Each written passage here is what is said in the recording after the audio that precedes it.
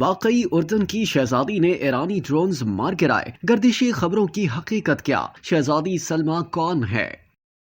ایران نے شام میں اپنے سفارت خانے پر حملے کے جواب میں اسرائیل پر 300 سے زائد ڈرون اور کروز میزائل سے حملہ کیا تو جوابی کارروائی کرتے ہوئے اسرائیل نے امریکہ اور اردن کی مدد سے متعدد ایرانی میزائل مار گرائے، جس کے بعد مختلف سوشل میڈیا پلیٹ فارمز پر خبریں گردش کرنے لگیں کہ ایرانی حملے کو ناکام بنانے میں اردن کی شہزادی بھی پیش رہیں۔ مختلف اسرائیلی حکام و اداروں کی جانب سے سوشل میڈیا پر دعویٰ کیا گیا کہ شاہ عبداللہ اور اردن کی ملکہ رانیہ کی بیٹی اور شہزادی سلما بنت عبداللہ نے اردن کی فضائی حدود میں داخل ہونے والے 5 ایرانی ڈرونز کو مار گرایا ہے جو اسرائیل پر داغے گئے تھے۔ فلسطینی نژاد 23 سالہ شہزادی سلما بنت عبداللہ اردن کی فضائیہ کی پہلی خاتون پائلٹ ہیں اور اردن کی فضائیہ فوج کا حصہ ہیں۔ وہ دسمبر 2023 میں اس دستے میں بھی شامل تھی جس نے غزہ کے اسپتال میں متاثرین کے لیے امدادی سامان پہنچایا تھا۔ اس کے علاوہ سوشل میڈیا پر ایک نیوز آرٹیکل کا اسکرین شاٹ بھی خوب وائرل ہو رہا ہے جس میں مذکورہ دعویٰ کیا جا رہا ہے، اور اس کے ساتھ ہی زبردست فضائی مہارت کا مظاہرہ کرنے پر شہزادی سلما کی تعریف کی جا رہی ہے۔ مختلف سوشل میڈیا پلیٹ فارمز پر گردش ہونے والی ان خبروں کے حوالے سے اردن حکام یا افواج کی جانب سے کوئی تصدیق یا تردید سامنے نہیں آئی ہے۔ اس کے علاوہ سماجی رابطے کی ویب سائٹ ایکس پر